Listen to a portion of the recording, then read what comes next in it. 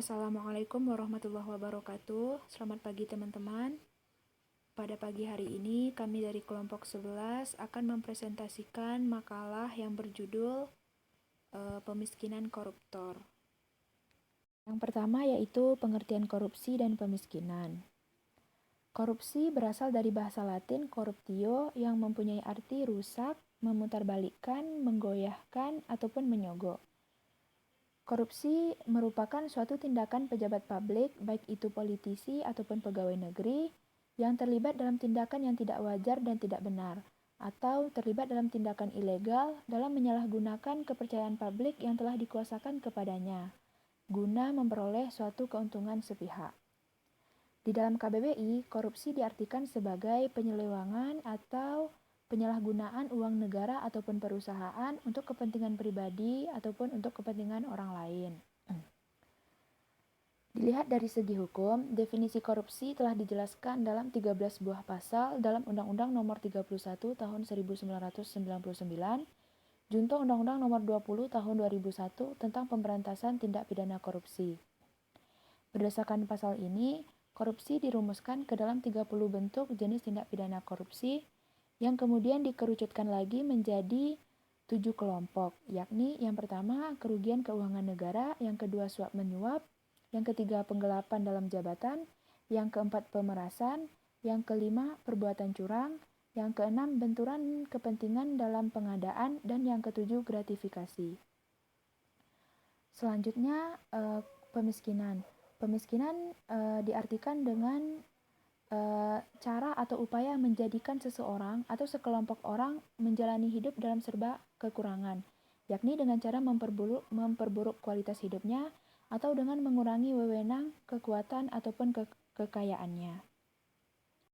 Konsep pemiskinan koruptor. Dasar pemikiran munculnya wacana pemiskinan koruptor adalah: pertama, karena para koruptor tidak jera dan makin tahun terus berjalan justru jumlah koruptor tampak tidak berkurang jumlahnya. Yang kedua, pidana yang ada berupa penjara, denda, dan kewajiban membayar uang pengganti dinilai kurang menjerahkan. Ketiga, keunikan perilaku koruptor. Yang keempat, wacana pemiskinan koruptor dipicu oleh banyaknya vonis hakim yang rendah bagi koruptor. Selanjutnya, pemiskinan yang dimaksud di sini adalah bukan merupakan pemiskinan yang absolut, melainkan pemiskinan yang diperhitungkan secara matang. Pemiskinan tersebut dapat dispesifikasikan sebagai berikut.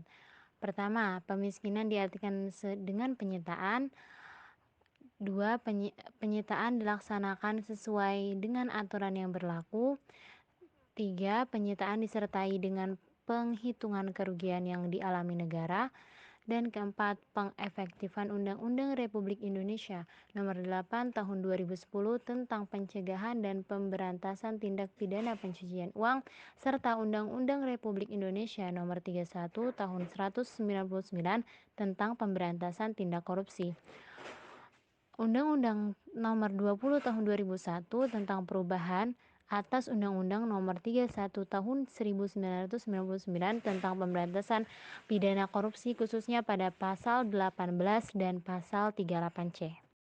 Selanjutnya adalah dasar hukum sanksi pemiskinan koruptor. Undang-Undang Nomor 8 Tahun 2010 tentang pencegahan dan pemberantasan tindak pidana pencucian uang sebenarnya merupakan upaya pemiskinan koruptor. Karena koruptor tidak hanya dikenai pidana denda dan membayar pidana pengganti kerugian keuangan negara, tetapi semua uang dan harta benda hasil korupsi koruptor disita negara.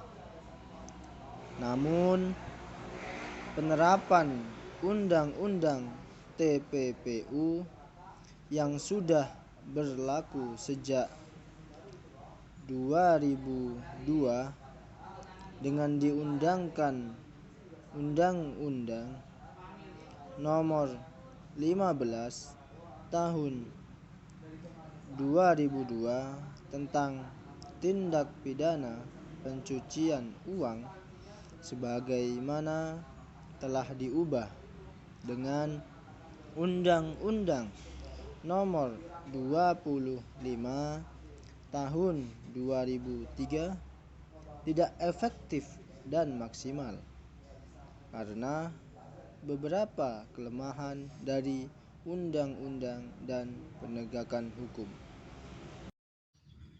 Implementasi sanksi pidana pemiskinan koruptor di Indonesia.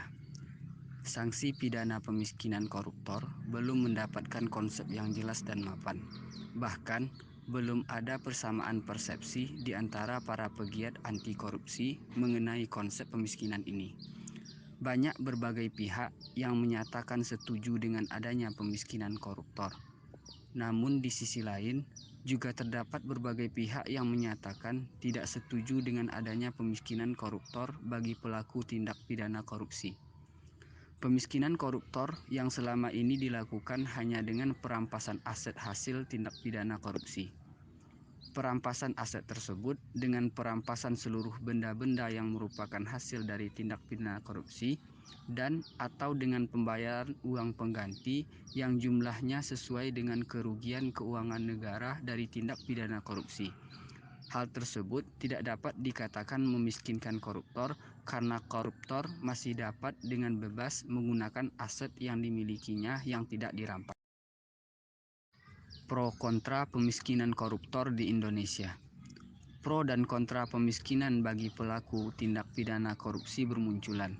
Pihak pro beralasan bahwa pelaku korupsi telah menyengsarakan rakyat, merugikan keuangan negara, serta merupakan perbuatan yang tercela.